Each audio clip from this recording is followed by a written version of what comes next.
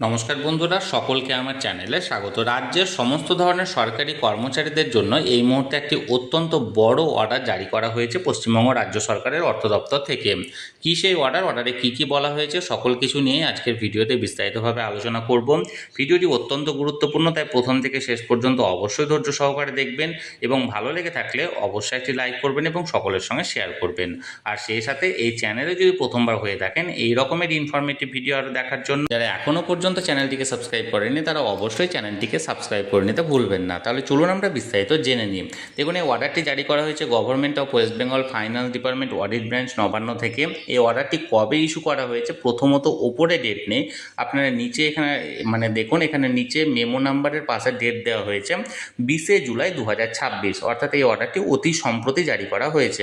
এবার কি বলা হয়েছে মূল অর্ডারে দেখুন, নাম্বার এত, date 20 July 2026, in exercise of the power conferred by the provision to article number 309 of the Constitution of India, the governor is pleased to hereby make the following amendment in the West Bengal Service Raising of Age Limit Rules 1981, published with this department notification number এত 31 December 1981 as subsequently amend যেখানে herein after referred to as the said rules। অর্থাৎ 1981 সালের যে 309 নম্বর ধারা আছে কনস্টিটিউশনে, সেই ধারা অনুযায়ী এখানে গভর্নরের তরফ থেকে যে এজ লিমিট আছে ওয়েস্ট বেঙ্গল সার্ভিসের জন্য, সেই ওয়েস্ট বেঙ্গল সার্ভিস রুলে এজ লিমিটটাকে বাড়ানো হয়েছে।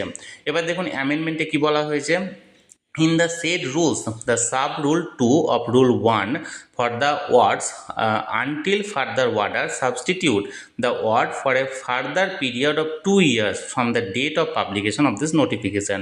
অর্থাৎ আনটিল ফার্দার অর্ডার যে অ্যামেন্ডমেন্টের এই রুলে লেখা ছিল আনটিল ফার্দার অর্ডার, যেটাকে সাবস্টিটিউট করা হলো এই ওয়ার্ডটা দিয়ে যে ফার্দার পিরিয়ড অফ 2 ইয়ার্স, অর্থাৎ পরবর্তী 2 বছর পর্যন্ত, এবং এই নোটিফিকেশনটি পাবলিশ হওয়ার পরবর্তী 2 বছর পর্যন্ত।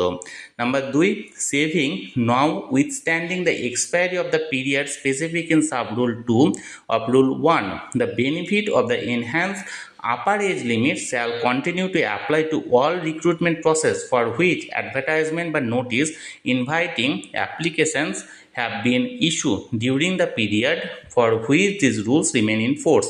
অর্থাৎ এই রুলটা কাদের ক্ষেত্রে প্রযোজ্য হবে, সেটা সমস্ত ধরনের অ্যাডভার্টাইজমেন্ট বা নোটিশের ক্ষেত্রে, যেটা রিক্রুটমেন্ট প্রসেসের ক্ষেত্রে প্রযোজ্য হবে, এবং প্রত্যেকের ক্ষেত্রে আপার এজ লিমিটে 2 বছরের ছাড় দেওয়া হবে। তাহলে এক কথায় বলতে গেলে এখানে আপার এজ লিমিটের যে এক্সটেনশন সেটা বাড়ানো হয়েছে 2 বছর পর্যন্ত। তাহলে বন্ধুরা, যে অর্ডারটি এখানে জারি করা হয়েছিল সেটি আমি আপনাদের সামনে তুলে ধরলাম। এই নিয়ে যদি আপনাদের কোনো প্রশ্ন থাকে অবশ্যই কমেন্ট করতে পারেন, আর এই ভিডিওটি ভালো লেগে থাকলে অবশ্যই একটি লাইক করুন এবং সকলের সঙ্গে শেয়ার করুন। আর সেই সাথে চ্যানেলে প্রথমবার হলে অবশ্যই চ্যানেলটিকে সাবস্ক্রাইব করে রাখুন। ধন্যবাদ, দেখা হচ্ছে পরের ভিডিওতে।